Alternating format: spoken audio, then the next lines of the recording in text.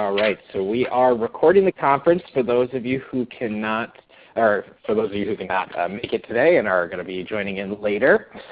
Today, since this was originally supposed to be an in-person meeting, it is a condensed schedule. I just didn't feel it was appropriate to have a 5-hour webinar forcing you all to be here. So just real quick, I just want to make sure that if everyone can hear me, and if somebody wants to just type in the little Q&A box, that would be helpful. But I think we're connecting. So, but like I said, welcome everybody to. All right, thank you. So I've got some responses, so at least a few of you can. So welcome to the Michigan Children's Savings Account Consortium. This is our second quarterly meeting. Again, with the weather, we've opted to do a webinar for everyone's safety. Now, and I'll chat a little bit about this at the end, but we are looking to do an in-person meeting in the coming month or so, just because there's a lot of excitement, a lot of enthusiasm around this work. I mean, we've already got 22 or 23 individuals in this meeting alone, and we're hoping to get a few more. But like I said, it's a condensed schedule. Today we're actually going to be hearing from a couple of all-stars in the field, Dr. William Elliott. He will be chatting about his work. Dr. Elliott is a professor of social work at the University of Michigan and a founder of the Center for Assets, Education, and Inclusion at Kansas University School of Social Work. In addition to Dr. Elliott, we're also going to be hearing from Whitney. She'll be joining us in a little bit later. She's the Community Development Officer at Michigan State University Federal Credit Union. She has her MBA from Wake Forest University and was a recipient of the Greater Lansing Athena Young Professional Leadership Award. And Whitney has been working with the Lansing SAVE program. And then after that, we are also going to be talking about the CSA replication RFP. So this will be kind of a Q&A. So for those that are interested in launching a program and want to apply, hang on the line and we can chat about this and kind of go through the aspects of the application and sort of what we're looking for. That way you can get the most, spend the least amount of time it takes to give us the best quality product. And then any other questions you might have, as well as some resources about our VISTA program that can help you to sort of expand your staff capacity.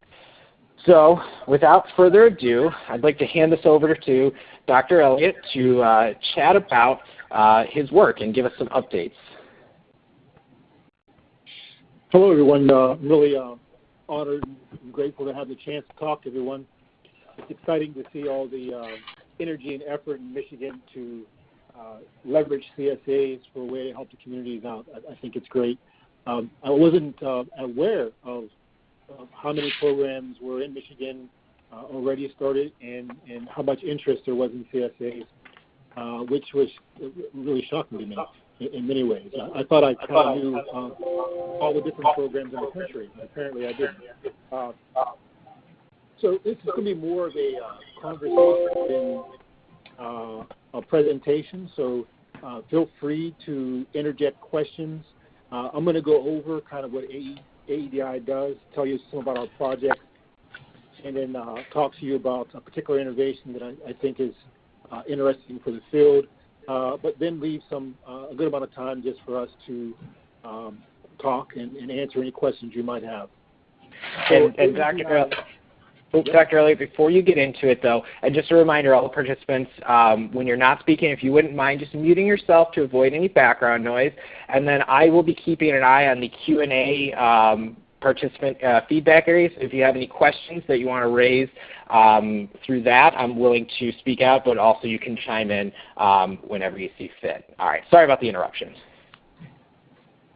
No problem at all. So yeah, I've been in the asset field for about 13 years now, 14 years I guess. I started work at Washington University under Michael Shredden as a PhD student, worked in the SEED demonstration with I Can Save, did some analysis there and worked with them really from the conception of I Can Save through the end of the project.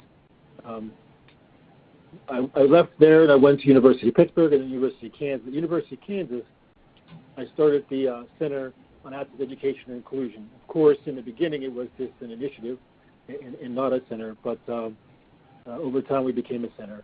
Anyhow, we do research really in 4 broad areas. First of all, most important to this conversation is we do research around children's savings accounts. That's one bucket of area of our research. We do research around debt, specifically college debt, but all forms of debt. We do research around wealth inequality, and then we do research around financial inclusion, all with the broad understanding or hope of helping low-income families position themselves to achieve economic mobility in their lives and good financial health outcomes throughout their lives. So that's kind of the broad scope of the work. Specifically to children's savings accounts, we're doing research in a number of locations really across the country. We've been working with K2C in San Francisco. It's one of the areas we work in. Recently, this week, Monday or Tuesday, we released a paper on some children's savings outcomes in that program. And so we looked at attendance, math, and reading scores in that paper. You can, if you don't have it, I will send a copy of our newsletter to Brian. In the newsletter, it has links to the different papers, and it has a link to this report as well. What we found was that really no association between CSAs and attendance, but with regard to math and reading, we found an association between the K2C program and the kids' math and reading outcomes, particularly for those kids who had made at least one contribution to their account. And so this is consistent with research that we had done also in Promise, Indiana, where we found a significant effect with regard to kids' math and reading, particularly among those kids who had made at least one contribution to their account, which is also consistent with what we've seen in kind of the secondary data analysis that was done a number of years ago with regard to math and reading in particular. We found a positive association between having school savings and children's math and reading scores. Saying that, I think there's still a lot of research that needs to be done in this area, and with increasingly more rigorous analysis. And so that's one of the things we worked on in San Francisco. We also looked at their savings rates and savings outcomes there. I'll talk more about that later because we looked at a number of programs, savings outcomes, and then we developed a takeaway paper with some kind of best practices. I don't know if best practices is the right word at this stage, but just some takeaway lessons that might be informative to programs as they think about kind of savings goals within these programs. But here again, I'll talk about that a little bit later.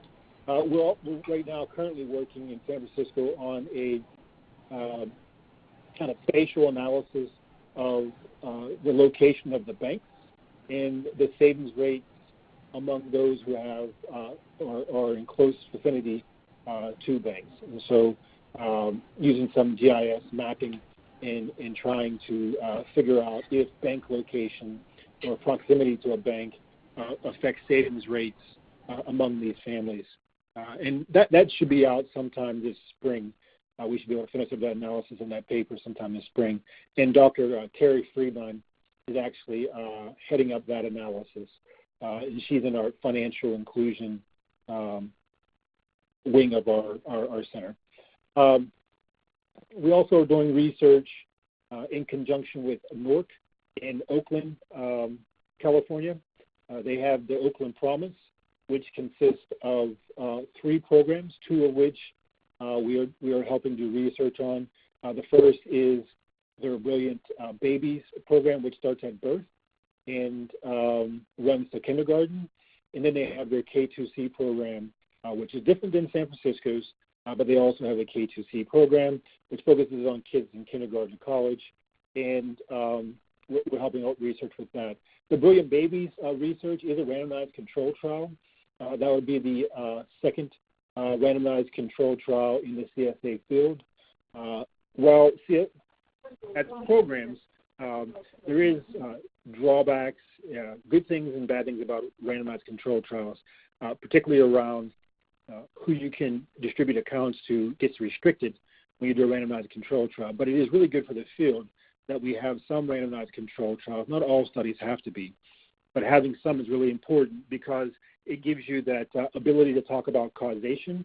And so CEDAC would be the other program that is a randomized controlled trial that's being run out of the Center for Social Development, Michael Sheridan's camp. And I'm sure that many of you are familiar with the papers and work they've done there. But nonetheless, I wanted to make you aware of the fact that the Brilliant Babies project will be a randomized controlled trial, and it is underway now. The K2C aspect is a quasi-experimental design, and so you don't have the ability to talk about causation, but hope to learn a lot of meaningful things from that program as well. We're doing research and have done research in New Mexico, though on a much more limited scale, particularly with the Prosperity Kids project. While the other two projects are quite large, like in San Francisco, they have close to 30,000 kids in the program now. In New Mexico, there's about 500 kids, so the program is a much smaller program. But what makes it interesting and unique is that they not only offer CSAs to the children, but they also offer emergency savings accounts to the parents. And beyond that, they're all Latino immigrants. Most of them are first-generation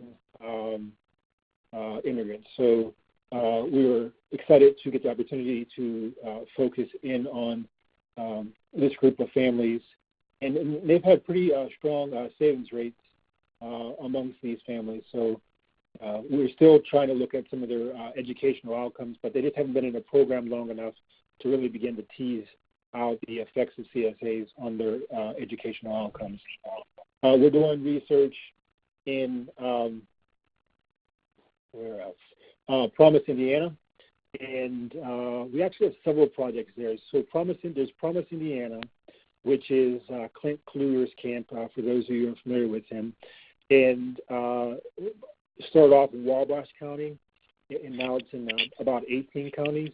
I think one of the exciting things for Michigan to think about with regard to the Promise Indiana program is that it's one of the few models we have, the only model that I know of, that we have where we've seen it start off in a one location, in this case a county, Wabash County, and then they've been able to expand that throughout the state to 18 counties. And within the next 2 to 3 years, they'll more than likely be statewide, maybe even before that. But it looks like they're fast tracking to going statewide. Why I think that's interesting for Michigan is because we have Fremont, Barry County, and others that are starting CSAs, and a number of others, right? But it's just interesting to see how these programs expand and grow to different communities, which, generally speaking, at this moment in the CSA field, there is just an exponential growth among these programs across the country. And so maybe that's easier than it has been in the past, given the amount of data we now have about the potential of even small dollar accounts to have positive effects on kids' outcomes. We definitely have crossed some barrier, some line in which the expansion of CSAs is much more rapid than it was 5 years ago or even 2 years ago. So Promise Indiana, we have done, they themselves ran surveys and gave all their participants surveys, and we're doing some analysis on those surveys. They've done these surveys for the last couple of years. We did some analysis on it last year, looking at parent expectations. One of the things they did with their survey, just to mention as a side note, they did not collect individual identification. And so speaking to the programs, I would say it's much better if you could collect individual information, even if it's not their personal names and stuff. Having some way to connect a unique ID that you would have would allow us to connect that individual to the data, allows for a more robust type of analysis than when you have to look at really just a group of CSA holders and can't identify their individual savings records or their individual outcomes, makes it much more difficult. But nonetheless, we're doing. They put out a survey every year, and they have great response rates. And we do analysis on that and have found things like improved expectations and some other things with regard to that. And we're just doing another wave this year. We also have their administrative data, and so in addition to their survey data, which we can't connect to anything else because we can't identify it, the administrative data, we do have unique identification, so we can connect the savings records and the school outcomes, for example, together. And we've gotten, in years past, we had cross-sectional data, which basically means we had 1 year of data. But this year we have not only several years of the savings and school data, we also have back school data from previous years, so we'll be able to do a little more rigorous analysis, which only matters to the degree that we want to be able to defend our findings to broader groups. And so we hope for a much more kind of robust study around student outcomes. We also have some other measures beyond math and reading to look at with regard to children's educational outcomes. And that should also be coming out this spring. We're working on that analysis now. In addition to that, the survey analysis, which also will be coming out this spring, and the school analysis, we had already released, this Monday, we released a report on their savings outcomes. And that is also tied into the takeaway paper, as with Prosperity Kids. So in addition to the Promise Indiana work, there's also the Promise Indiana Scholarship Program, which is not run by Quint Kluger and the YMCA, but run by Patty Grant in the Wabash County Foundation. And it's only for Wabash County kids. And what it is when the kids hit 6th grade, they are giving an incentive or a scholarship, they call it.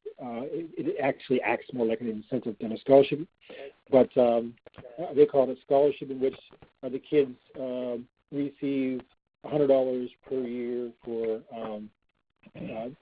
doing either school activities or savings-related activities, and they get a certain amount of incentive for doing those things.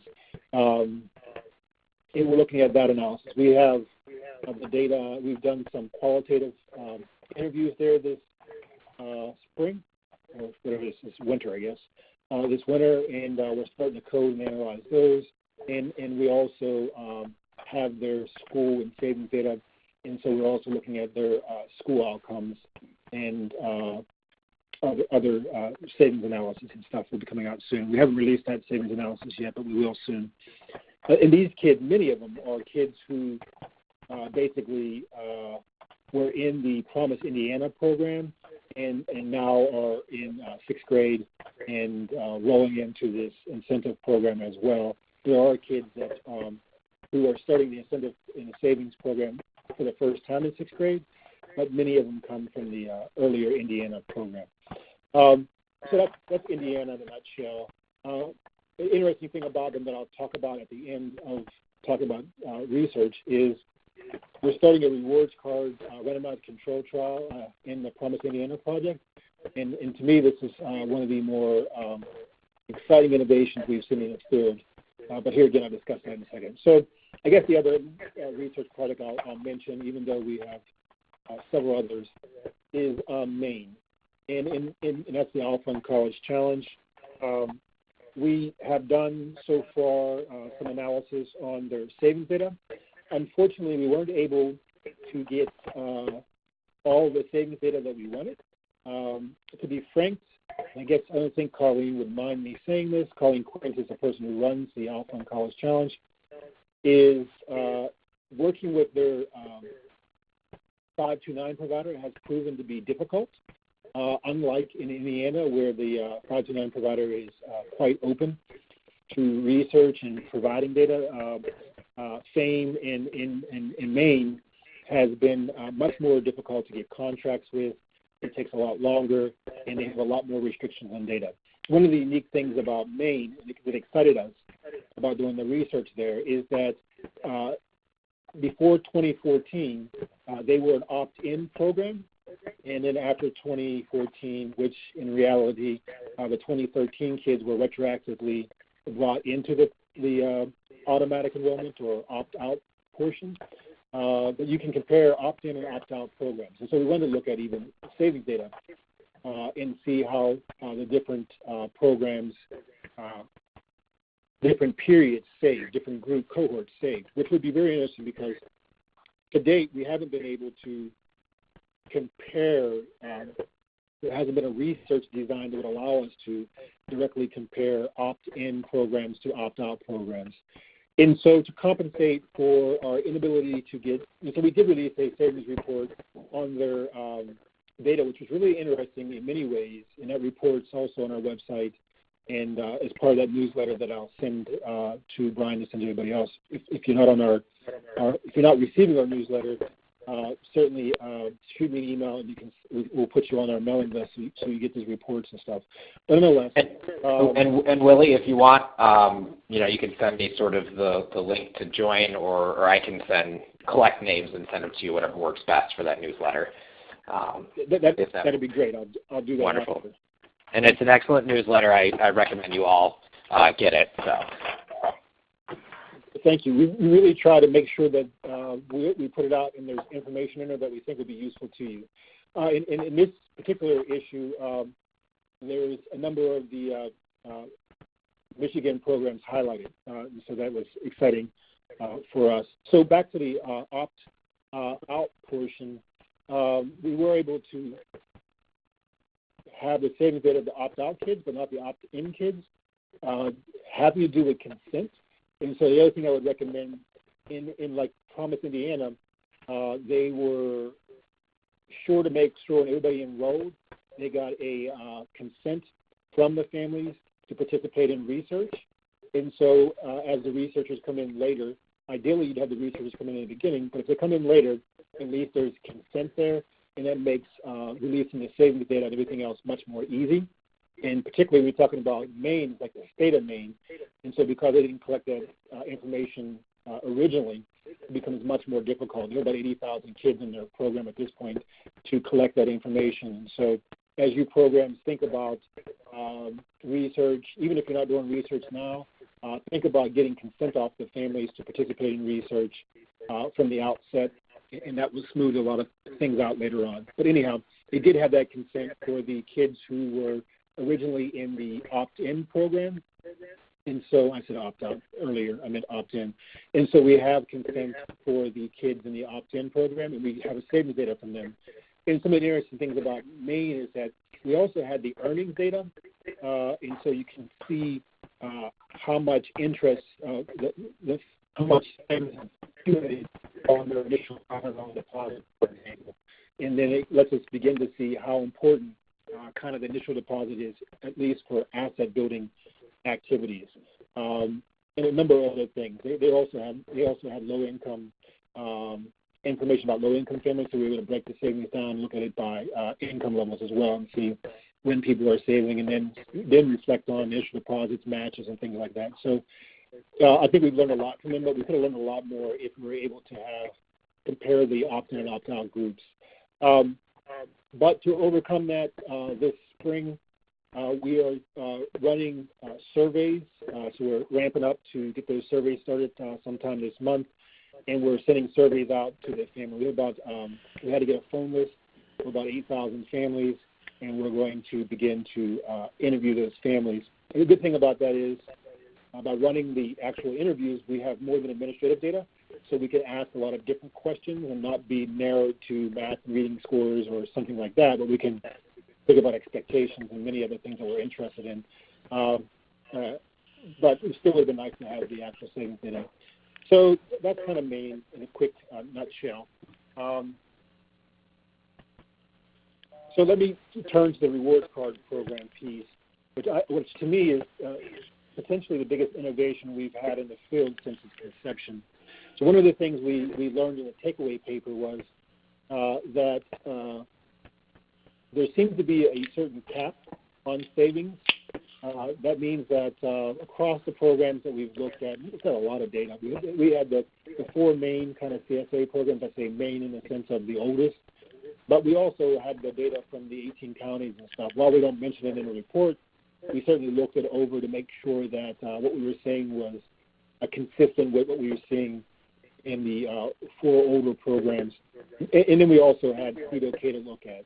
And the point is that really there seems to be a cap on the current model's ability to influence savings amongst the families. On the high end, you're looking at about 46% of families making at least one contribution to their accounts in these programs. And so while that is far above what we've seen in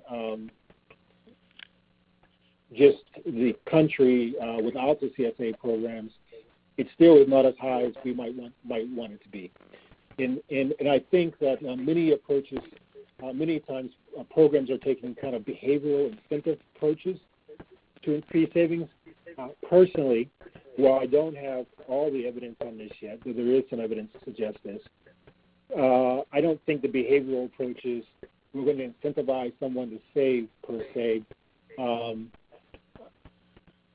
can produce many positive effects, right? You're not going to have a wide range of people start saving through these incentive approaches. That's my take on it. Behavioral economists will certainly argue against that, but that's because that is what they do.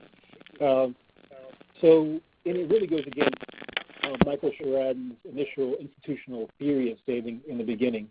People save in 401ks because they don't have to think about it. It just automatically happens for them. And so to the degree we can get close to that, the better chance we have of producing savings in even low-income families, because it's the same way in high-income families, was the point of institutional theory. Anyhow, so there's reward card programs, and there's some variant models out there, but I would suggest to you that the community link model, in my opinion, and in my opinion only, seems to be unique and different, and it's run by a nonprofit, which is important because of incentives. A lot of people are very profit motive, and when they're profit motive, they tend to want to focus on the middle or higher income families and discard the lower income families. But essentially, and I'll give you the short version so you have some chance, because I'm talking on and on, the short version is that these reward cards aren't credit cards. They're actually the same rewards card, for example, that you would get from Kroger's if you were just shopping there. However, there's been a negotiated rebate on those reward cards. And so every time a family goes to the store and shops, on any purchase they make, they get a rebate on that purchase, typically around 4%. And that rebate goes directly into their savings account. I say directly, there's a little loop there, but it basically goes into their account, directly into their account. And they also get feedback at the time, like with any other rewards card, saying you've had X amount of dollars through rewards in your account. What I love about this is it's really taking what families have to do, what low-income families have to do to survive, and that is buy food or buy gas. You can use it for a lot of other things, but we've been focused on the grocery stores and gas stations because those are the things that people just kind of have to do. And even in the case of food stamps, they get the rebate on the purchase because the store just cares that the transaction is happening and that they're being paid. And so they count that as part, they include that in the rebate program. And so even the very low-income families, we're not asking them. One of the things that kind of bothers me about a lot of our efforts, and I understand, and I'm not mad at them, but I don't think they're the best way to build assets for low-income family is we'll do things like ask them to take out of their EITC earnings. We'll say save those, and understand that. McCall, Grindstein, Roman, probably will study this and think a lot about it. But from my take on it, the EITC was created because incomes among low-income families are too low. And so there's a gap to fill in for that. And now we're asking them to take the money that they need because their income is too low. We all know that. And so we've created this program and say save it. And it's the same thing that some, I'll say it this way, liberal researchers have argued against providing money for CSAs because they see it as almost immoral to ask low-income families to who have little money after they pay for the basic needs to save. Now, obviously, I don't quite believe that, but I understand the argument nonetheless. But what these reward cards do is say, hey, you got to spend money anyhow to eat, for example, and we're just going to make when you eat profitable to you. And so to me, that's a winner. Hopefully, when we test this in the randomized control trial in Indiana, that will prove to be the case. I believe that it will. Theoretically, it makes perfect sense in my mind. But it will come down to how people use those cards and those kind of things. But very excited about that. To me, it's one of the bigger innovations. I'll add one thing onto that, which I think is really important for the long-term, in the short-term future of CSAs, is they also have a P-card program, which is about government spending. So it's like a credit card in this case. It is a credit card. It's a government credit card that governments use to purchase goods. And in the case of Long Beach, California, it's the first model we have of them using this P-card. And what they do is they've created an education fund for all the kids in Long Beach, and every time the city makes a purchase with a P card, they get a rebate that goes into this education fund that is then dispersed to pay for their CSA program. They get about $15 million annually, estimated $15 million. This is the first year, so based on the models on what they normally purchase. Through this rebate, they would make $15 million annually for this education fund. To me, these are really important innovations. I have no idea, nor can I really know how these things will play out in real life. I'm sure there will need to be some tweaks to them. But we're trying to document how these models are being run. And then we're trying to get some real good causal data on their potential effects so that you will be armed with going to your communities and trying to get some support for doing these types of things. Because in the end, and I'll shut up here and let the questions come, I do believe that while small dollar accounts are tremendously important and have value in and of themselves, finding ways to tackle wealth inequality through these programs is extremely important to me. And I want to increase the amount of initial deposits these families have because evidence from Maine and other places really in CEDAM suggests that these initial deposits are really important to tackling wealth inequality. And ideally, we'd have some progressivity in that.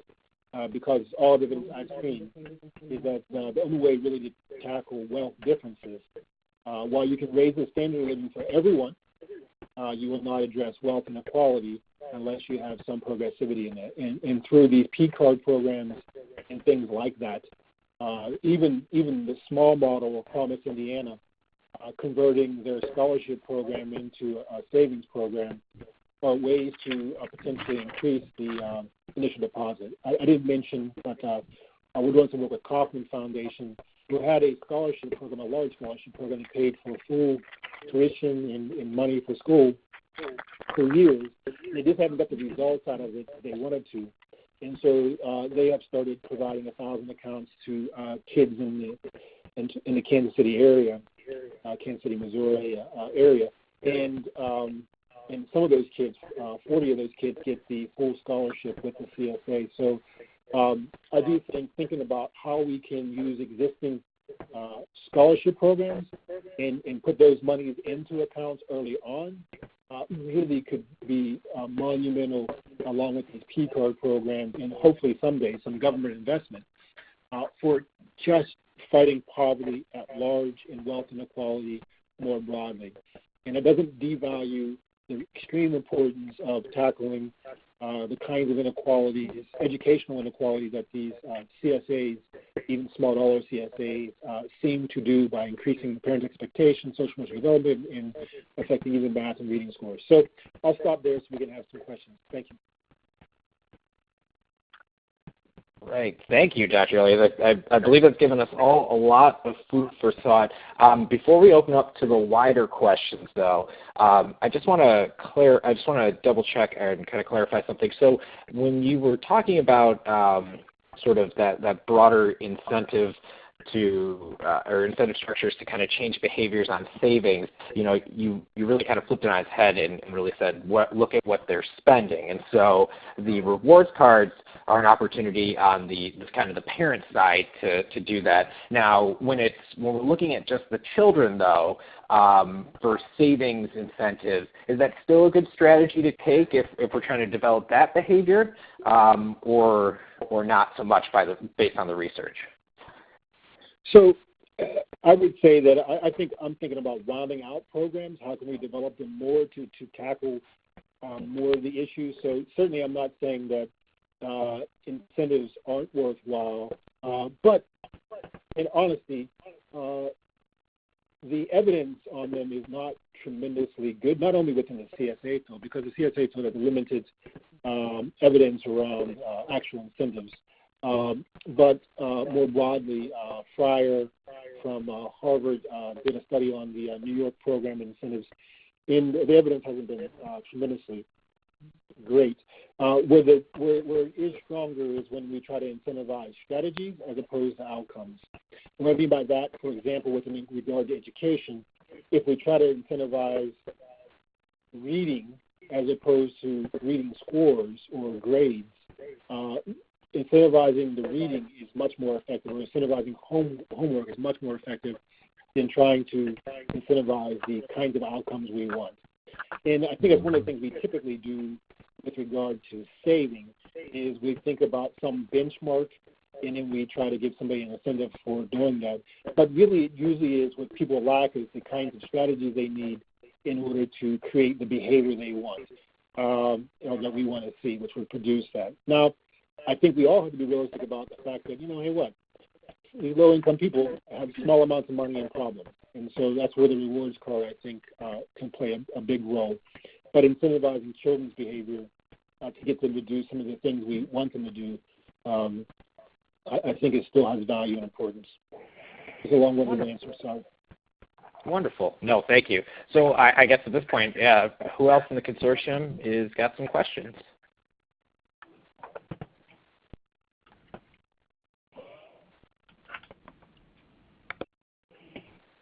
And some of you may be on mute, so. Or I might have done such a great job they can't even think of any questions to ask.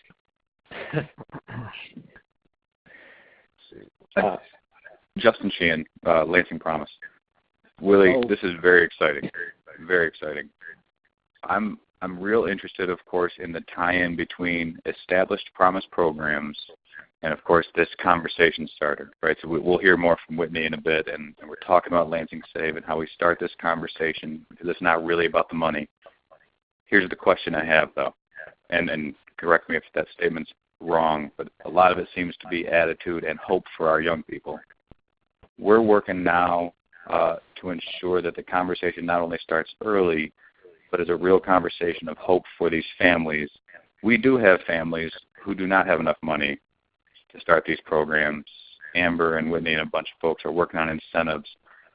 But from your perspective, how is it that we begin to tie in, let's go K-12 or birth 12, how do we begin to change that conversation effectively and accurately and possibly data-driven?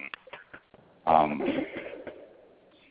leave it there. How do we begin to do that? So I'm not, so before you leave, so you're asking me how do we create hope in these families and get them to start talking about college going, right? Yeah, I like that. That sounds like a lot better question than I asked. I just want to make sure I was tracking. So yeah, it's good. really have had an evolution over time in my thinking, which is not unusual for most people. And so much of my early work was really focused around, and I still think is extremely important, is around this idea of creating hope for these CSAs. So when I first started working with MicroStrategy and ICANSAVE, it kind of set me at the task of thinking about how can we have small dollar effects, right? So how can small dollar accounts produce positive effects in kids? And really what I came to understand, both first theoretically and then I think so far has been supported in the data, is that these CSA programs can change the way families talk about education, think about education for their kids, and then also for the kids themselves. And so we talk about a college saver identity as a way of explaining how this happens, and I think it does it for the most part.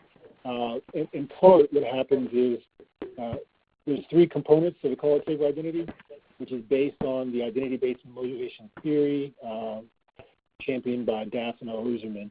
Trying to give everybody credit. And it has three components: salience, which means something far away feels near; group congruence, people like me do this or that; and then difficulty seen as normal, or persistence in the face of difficulty.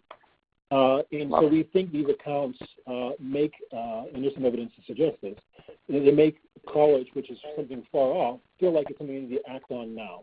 And ACT might be defined differently. What we've seen in many of these programs, ACT oftentimes means having broader conversations around the kitchen table about college. It might not mean putting money into an account, but it can mean more focused conversation about the importance of college and putting college on the horizon for these kids and families. With regard to group congruence, I think the programs that are countywide, citywide, or something where these kids have the opportunity to see other kids with accounts, it builds that idea of group congruence, that people like me save and go to college, right? Not only within the kids and the families, but also within the schools. Now, I must say that what I've seen in the field is that, and I'm going to throw names out there, and I think they understand it, somewhere like K2C in San Francisco, even though it starts in kindergarten and is an automatic enrollment program, in part because of the wide diversity and scale of the schools there, 72 schools, it hasn't been integrated that well into the schools. And so I think some of the effects are weakened because of that. Somewhere like Indiana, where they have champion programs within the school, so they've done things. They've taken this college saver identity in Indiana, and they've thought about, okay, this is how we think CSAs work. Can we do other things that might enhance the effects? And so they'll take kids to colleges in the summer and have them visit. They have the kids go out on their own and find someone in their community that would put $25 in their account. They have classroom discussions around it. So, right, so they're thinking about these different pieces. How do we create congruence? How do we create salience? And so forth. And they're enhancing the ways in which we think CSAs work in the first place. And the difficulty is normal is just providing kids with a strategy for paying for college. They might think that paying for college is impossible. These savings accounts provide them with some idea of how they might tackle paying for college. And on that note, what it is in part is because of perceived control. Even though it might not be in their name, they see it as their own account. And I always say, when you're riding around a bend real fast, if you're driving, you feel a lot better if somebody else is driving. You might not be any safer, but for some reason you feel safer. That's right. It's the same thing in life. It's called perceived control. If we think we're in control, we have sometimes unrealistic confidence in things. In the case of savings, we think more about what we might be able to save in the future because we understand how accounts work than the money or we have in our accounts now. So even small dollar accounts, because we're thinking that someday in the future we'll be able to have money in these accounts, it changes our perceptions and interactions today. Now, I think and I think all that is tremendously valuable and has played out both in randomized control trials and otherwise to be true. particularly around things like improved social emotional development and so forth and so on. But I would say I've begun to think about tangible hope, and that's why I've gone to, though all this is true, and so even with these small dollar accounts, we can make great leaps and bounds. We do need to think about making this hope tangible and really seeding some assets in these accounts for these kids. And that's what excites me about these P cards and other things, and changing scholarships into early investment, so that these kids grow up with the knowledge that they have a meaningful amount of assets in that account. Yeah. And that's very powerful. That's the way it's powerful, but we understand the importance of that. That doesn't diminish the hope that we create. But we want to build a strategy where we really change outcomes and trajectories. I'm sorry. You just Hello? answered everything I needed. Thank you. Thank you. Hello. Hello. Yep. My name is Maddie Jordan Woods, and I am with Adrian Vasquez. We're from Kalamazoo, Michigan, and we are looking to do the CSA. But I guess I wanted to ask you, are you familiar with any of the programs where they focused on owning a business? Not so. If you can mute yourself, you're not talking to me about background. But yeah, I'm familiar with the concept. I'm certainly familiar with the SEED demonstration. There were a number of programs that focused on businesses and not just education or college. As of late, many of the programs have focused more on college. As I conceptualize and think about CSAs in the long term, I think they should be more broadly conceptualized as not only for education, but for asset building generally. So whether that be opening a business, starting a home, for retirement, these broader goals, because not everybody's going to go to college and not everybody should go to college, and yet they still need assets to move forward. But I do understand the importance of education. I'm an academic and blah, blah, blah. So, yeah. So I don't know if that answers your question, but I am familiar with the concept. I can't say that I've seen a ton of children's programs for studies. Well, thank you very much, and we're really looking at doing both of them because, like you said, everyone isn't going to go to college, but we're looking at how to bring them together because the whole reality around really stopping poverty has to do with income, and particularly communities of color not owning anything and moving from being consumers to producers. So we're trying to look at how we would be able to really inspire the families to participate in the program on saying long-term thinking that, you know, your child may go to college, but if your child decides that they don't want to go to college and they really have a business idea, that money will be in there. So thank you. Do you have anything, Adrian? Let me mention one thing quickly on that note. So the prosperity kids model is that if they don't spend their money by the time they hit 25 for education, then they can use it for these other asset ideas, whether starting a business or other things. So just to throw it out there are some models that have integrated in that. Thank you, Jeff. Thank you, Maddie. A great question because quite a few individuals in this group are interested in sort of that expanded perspective for CSAs beyond college. So that's kind of one of the things that this group sort of talks about and we're kind of building towards. So if you have any, Dr. Elliott, if you have any resources or research that sort of looked at that, we'd be happy to sort of digest that. But it looks like Ann had a question, and it looks like you're asking, how do you start to implement financial saving strategies with parents? Is it meetings, workshops, doing it through math homework? And then does this really does it have to start, I think if you're asking, is at kindergarten, or are there other opportunities to kind of involve parents in the whole process? Is that correct, Ann?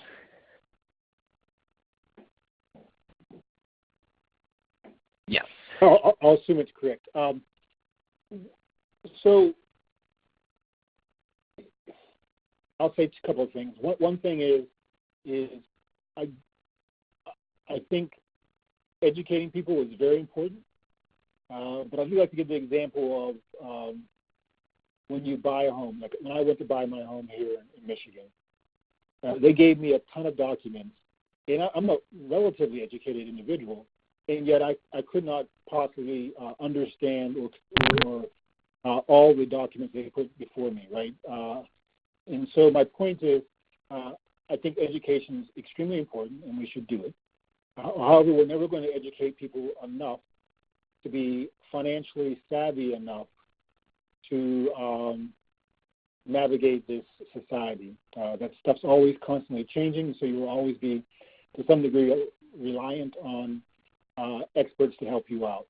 Saying that, in the Oakland Promise program, they have started in addition to, in their Brilliant Babies program, in addition to giving them savings accounts, they have a coaching program where the families are receiving financial coaching, their parents, on finances, right? And so that is one model, and I think it has some good legs to it.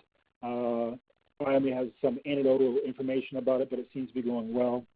Do you have to start when they're children? I don't think you have to start when they're children as far as financial education goes, but it certainly is not harmful to start when they're children.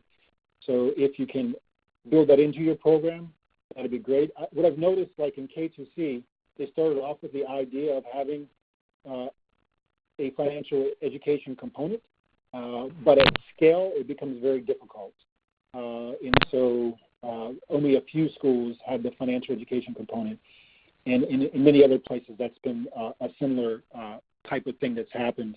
And so I'll be interested in watching in Oakland how they're able to scale it. Right now, they're doing a pilot at a very small level, but there's a lot of cost to scaling it, to have individual coaches for families.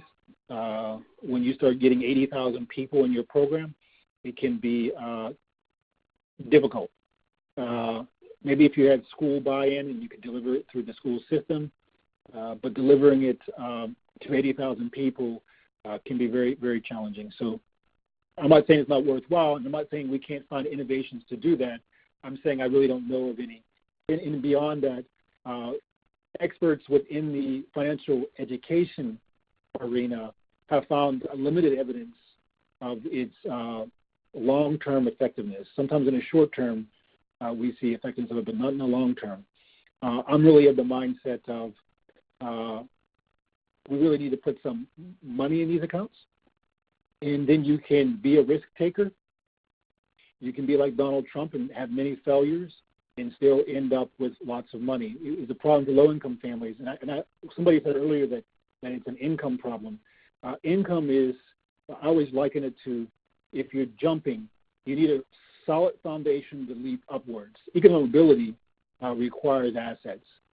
You have to have that base. So I'm not saying that income is not important, right? I mean, if you don't have a base, you can't jump. You ever try to jump when you're in the air, you can't do it, right? You don't have any base. But if we want to solve poverty and move people beyond marginal levels of poverty, we need to find ways for them to have assets early on, which changes their bargaining power in society and allows them to negotiate in ways that they could not negotiate before, get them access to better credits and all these different things. Assets are in a capitalist society, are really important, and the wealth inequality we have is a large reason is why poverty endures for so long. It doesn't mean we don't need income programs. I'm not saying that at all. And I think the rewards card program in some way capitalizes on income, and we need to think of other ways of strengthening income approaches, but there is not enough. And poor people don't argue or fight for assets. rich people fight for them all the time because they understand their importance. Okay.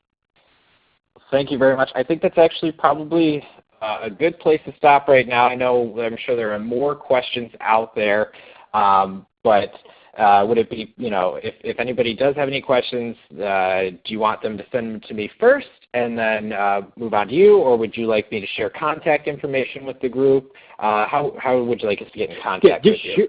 Share contact information. While we might not see all things the same, I'm certainly willing to help out wherever I can and understand that programs have to develop the kinds of things they think is best for their communities, with their communities, and I'm very much in favor of that. So anywhere I can be of any help, I'm more than happy to help out. Glad to be in Michigan and so excited to see all your work and efforts. You guys are doing great things, and I just want to help out where I can.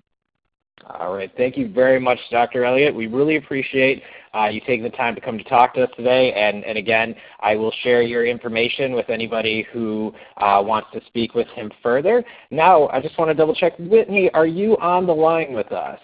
Yes, I am on the line. Wonderful. So we're going to go ahead and change gears here a little bit. We're going to now look at one of my favorite financial partners in the CSA field here, MSU Federal Credit Union. I introduced you earlier, Whitney, but feel free to reintroduce yourself when you start here. So this is really an opportunity, everybody, to kind of learn from the experience that you all have with the Lansing SAVE program, and just kind of get to know how we can engage our financial partners better as we're starting to as we're starting to begin our programs. And then just from a one last clarifying piece, are you able to move the PowerPoint presentation left or right, or will you need me to be doing that? I did upgrade you, but I don't know if you have controls. Okay. Oh, looks like you do. Okay, great. All right, and take it away. All right, thank you. Good afternoon, everyone. I'm really excited to be on this call and talk to everybody a little bit about how we work together with the City of Lansing and Lansing School District to work on this amazing project. So I'm sure you guys all know a little bit of the information just about the program, but to kick this off just from the very beginning, when you think about the mission of credit unions, and there are different banks that have different mission statements, but ours really aligns with what the Lansing SAVE program does every single day. And one of the key things that we really work on is really teaching the community about financial education and increasing that capacity to be open to learning new things. So this was a natural fit for us. It does take a lot of work, so I'm going to get a little bit into, let me see, can't get the, okay, there we go. So with ours, we work very closely. We have monthly meetings with the City of Lansing and then some of our other partners with the Lansing School District as well to create the savings accounts. And at this point for us, it is a lot of manual work. So we're actually going in and working with a special team in our specialty accounts here at the credit union. So when you're having these conversations with other potential financial partners, there is a lot of footwork that goes in at the very beginning to create these accounts and then to make sure that they are coded correctly and that deposits can be taken online or in the branch in different areas. But this program for us launched in the 2014-2015 school year, and it started out as in a rollout program. So it's also okay if you want to test it out in a smaller area, so maybe you do it in a couple schools in a school district and then eventually roll out. So this is our first year where we're at all 17 schools in the Lansing School District, where we just started with 5 initially. So it's okay to kind of break off a little bit and then kind of figure out what works well and then grow the program, because the main thing is you really want to do it to the best way that you can when you're communicating with the schools, because there are a lot of partners that go into making this a successful program, and that includes principals and teachers, whoever the financial partner is, and then of course like the City of Lansing, and then the support of whatever the school district is. But really overall, obviously this program helps families learn about financial responsibility and then they receive the financial education resources. So in terms of our program and the way that it works, my financial education team is out in the schools in every single, so there's 60 classrooms right now that we're currently working with, and every single month there is a different themed program. So we spend about 30 minutes to an hour based on the size of the classroom, if it's one or if there are a few classrooms. Every single month they're out there. So we have an opportunity to take deposits in the classroom, which is a huge game changer from when we even started the program till this year, which has really increased our ability to have the students come in with their funds, make the deposits right there in the classroom, and start to see their savings grow.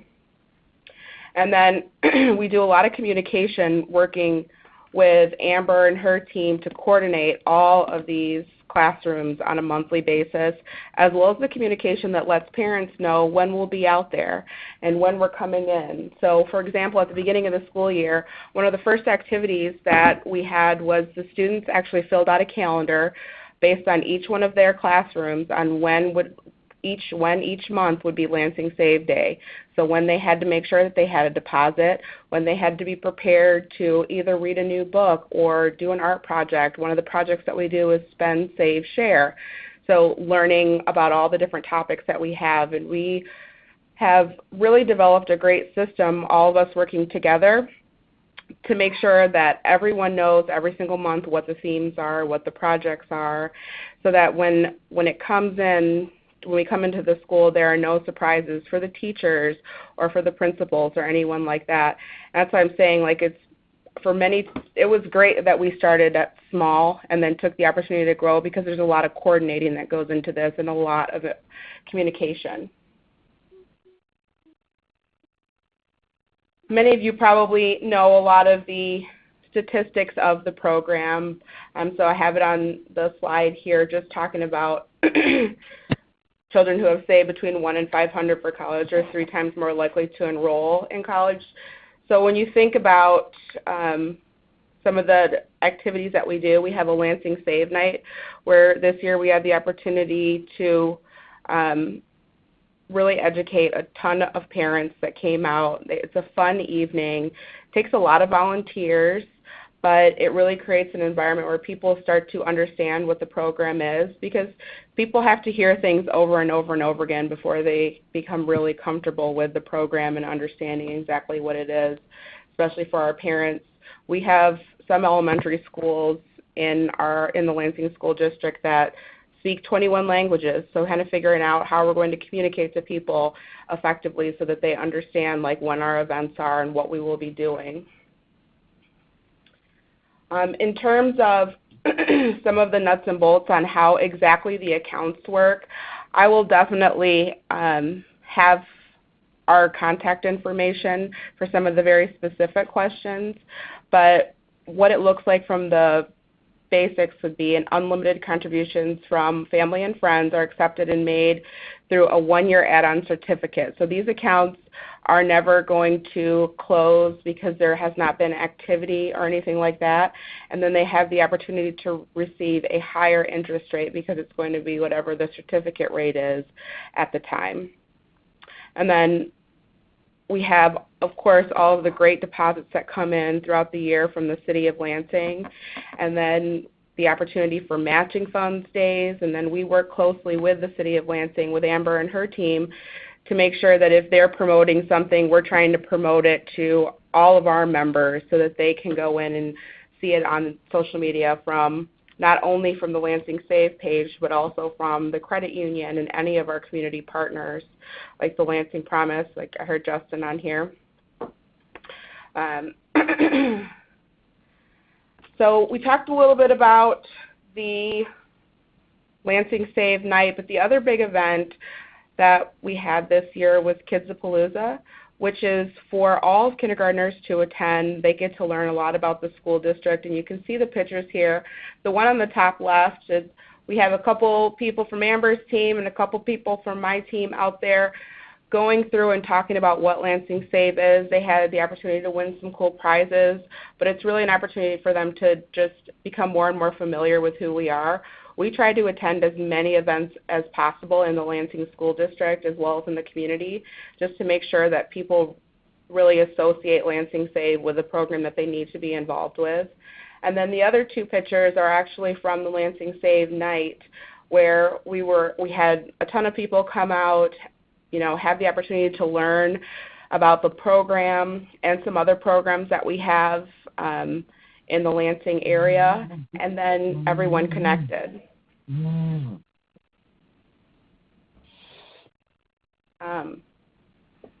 So in terms of the deposits and how they're made, the deposits are collected at schools, like I said before, and when they go into that one-on-one certificate, like I said before, they never are going to close.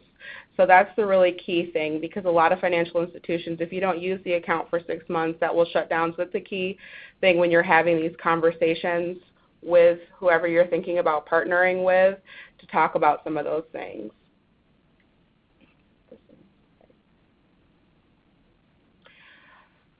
I think one of the other really cool things about this program is not only that we are in the classrooms every single month, but it also gives an opportunity for the students to really see how much the city of Lansing supports them, how much the district supports them, and how much all of us as a team are coming together to really try to make this a better place for each and every student. I think it's been really neat now that we've been in the classrooms for a couple years that the students recognize us. They know who we are. They're excited to tell us, they remember about the book that we read last year or about the event that we had with them. So I think this is a very, very amazing program. I'm very passionate about it, and I think when you kind of put all of the steps together in terms of preparing the students for college or post-secondary education, it just makes a huge difference. So I am open to any questions that anyone has. I know I went through that a little bit quicker, but I really wanted to have an open dialogue and talk about what some of the opportunities are out there, or if anyone else is working on any of these programs and they see something that we could do better, because that's the other thing that really has made this program successful. All of us on the team are really open to feedback and having that open communication to figure out how we can make it better every single year and what are the key takeaways for making the program successful.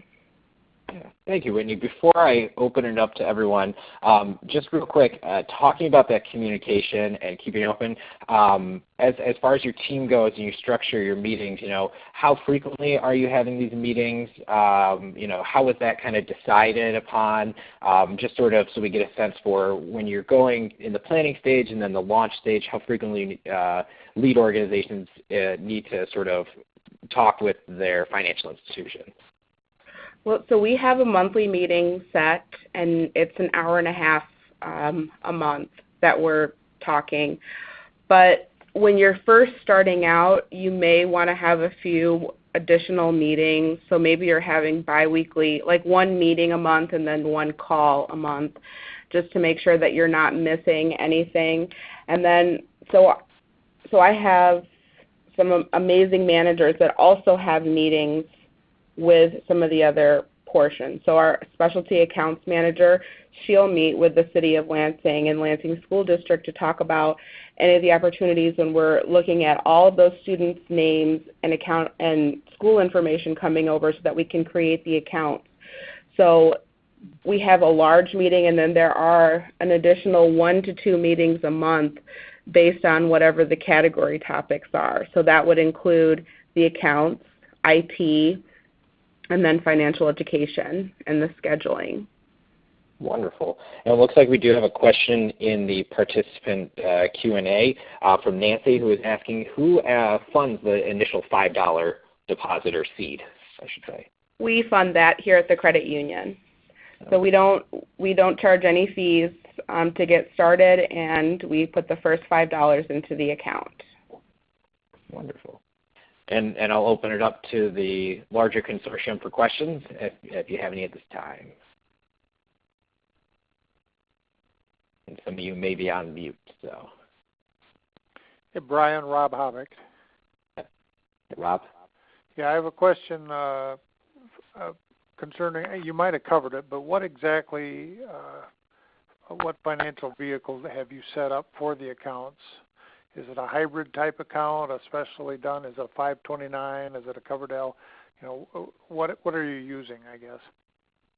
So it is a specialty account that we're creating, and it is under an umbrella just for the city of Lansing. So that way, none of these accounts, so if you have any students that are, I just lost my train of thought. Any students that, any of the funds in these accounts do not count towards any other thing having to do with the parents, like or their asset limits. Any resources. I'm sorry? Like their asset limits for food stamps and things like that. Correct. This will not affect any of those. So you designed something in-house to use, yes. and the City of Lansing is the master account holder.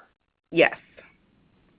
Yeah, so Whitney, I think maybe if you want to explain sort of the custodial account structure, how it's two accounts, if that's all right. Yep. So we absolutely designed something completely new for this program, especially when you look at the growth that we're having. But it is two separate accounts that are opened with the ability to have that 1-year add-on certificate that can always have deposits made into it. And I can send out the details of the account as well. That'd be really helpful. Absolutely.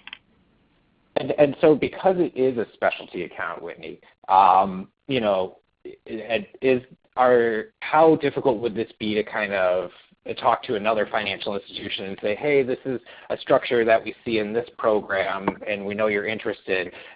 Would that cause more barriers? Do you think now that somebody else has done it, you know, kind of what are the barriers to creating these specialty accounts? I think the barrier would be for some smaller institutions and just having the people to do it. But I think it's absolutely doable, and there are some definite ways that you can work around it. I think, you know, you will probably, if you work with your local institutions, typically with credit unions, they're more open to do the projects that may seem a little bit different but really have a lot of meaning for the community and for increasing that financial education piece. That's definitely something with the credit union movement. So I wouldn't say that it's a hindrance, but it is going to take a little bit more time than just walking in and opening up 100 accounts and then just going for it. Because then when you're talking about that, the asset limits and everything else, that's one of the big things that we're thinking about with all of these accounts. Wonderful. And we have a couple of questions. I'm going to do Anna's and then I'll do Catherine's from the box here because Ann really kind of fits it. And so she's wondering, you know, if you're speaking at a county-sized CSA, would you be able to include several would you have several institutions kind of working together, especially if they're in a more rural area and not all the, branches are not located near each other? Is there a possibility for partnership, or are financial institutions kind of siloed in that aspect? I mean, I would always say there's room for partnership, but it is definitely, if you're looking at the children making deposits, the thing to think about too is like where they're going to make these deposits, and if there's going to be confusion, because the more financial institution partners that you have, then it really goes into letting everyone know, like, this is where these students go, this is where these other students go, and the more confusion there is for any of these programs, the less likely you're going to have students really making the deposits. A lot of times it's worked well just to have one institution working with the program and then maybe looking at the donation side. So maybe the partner puts that first $5 in the account, or is willing to take deposits so you can just say you can take deposit at all these different locations working together. But I would say you just got to be very careful with the communication piece there.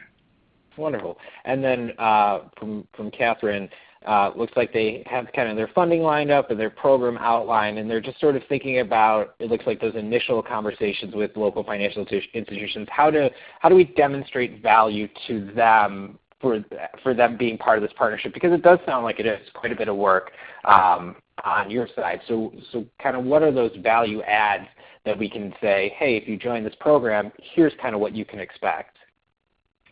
I think one of the key things would be bringing in different leaders for the community and even having a meeting to talk about, what are the goals, why are we all coming together, whether it's, meeting with the mayor and sitting down, and then the CEOs of some of the financial institutions and talking about it from a top-line perspective.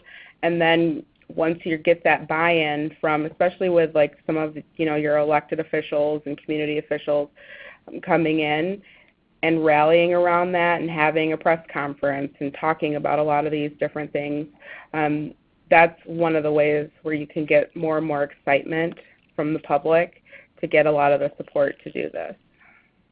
Awesome. And then from Nancy, we noted that there were no individual fees there are no fees for the individual accounts, but is there like a larger admin fee? No. Yep. No fees. Wonderful. All right. Any other questions from the group? That's all for the written questions. Here we go. Just a minute to unmute. And then, just I guess from kind of our perspective, in kind of a general sort of overview, it's with MSU Credit Union, you all actually do the financial education, correct? Yes. Yeah. We all, my financial education team goes out and does all the financial education. We do have so what we try to do is have one representative from the city as well as one from the credit union, especially when you're thinking about taking deposits on site and safety and just making sure that we have like all the different just touch points for making sure that deposits are correct and everything like that. So we always do have two people at every single financial education session. The other thing that I can send out is an idea of what our receipt looks like. So when communication goes out to the parents, there is a one-page receipt. The top third of the page is a receipt for the child to fill, or the parents to fill out, to give to the child to take in. And what that will have is the amount. One of the key things that we see, so we do in-school credit unions in other school districts as well. And what we notice is some students mom or dad or whoever will give the student $5, but they decide they only wanted to deposit $1 into the account and then, go buy some popcorn or something special at lunch with the other funds. So that way we're really making sure the accountability of the student is depositing whatever they bring in. And then the student takes the receipt back for the parents. Then Lansing SAVE has a receipt, and then we have a receipt with the funds to go make the deposit into the account. Wonderful. And with the financial sort of education piece, and you're in the classroom, how often are you coming in? How many hours are the students receiving some type of financial education from you, roughly? Once a month for each classroom, 30 minutes. Okay. Wonderful. And is there any sort of, skill, is this built into their curriculum and it leaves it there, or is it, has there been integration into the curriculum with the financial education pieces so that it's sort of seamless, or is it kind of something that you're working towards, or is it really seen as sort of an add-on to what they're learning? So we do have conversations with the teachers to talk about some of the different things that they're learning for the different months. So if it's, for example, it's President's Day is this month, so we'll look at some of the different coins and talk about presidents and have a theme around that, where for some of the different months we'll have whatever that theme is to align with what the kids are doing in class. The curriculum, we do go over it with the teachers and talk to them about it. When I talk about the group that gets together, it is a couple of the leaders from the Lansing School District, then the City of Lansing, and then our credit union. And we all collaborate on what those topics are and what would be a good fit, and then bring in the right people just to make sure that we're all on the same page and that the teachers have buy-in. Wonderful. Do we have any other questions out there? I have a question. This is Maddie Jordan Woods again. You mentioned that the City of Lansing is the holder of the account. Could you explain a little bit more? So it would have to be the city that you're in to hold it, or what was the reasoning behind that? So the reasoning behind that was looking at the asset limits for the students so that the accounts were not in the students' names. So I'm sure there are cities that do it differently. I'm not as familiar with what some of the other groups across the U.S. are doing with that specifically, but that's the reason that we do it. And to kind of clarify, Whitney, so in this case, it's just simply that the ownership of the account is not directly tied to the family. It's kind of held sort of in beneficiary by another organization. It doesn't necessarily have to be a city. It could be any sort of large organization, correct? Yes. Yeah. All right. Does that answer your question, Maddie? Yes, it did. Thank you. Wonderful. All right, any other questions out there? Brian, I have a question. This is Nancy Boxey. All right, go ahead, Nancy.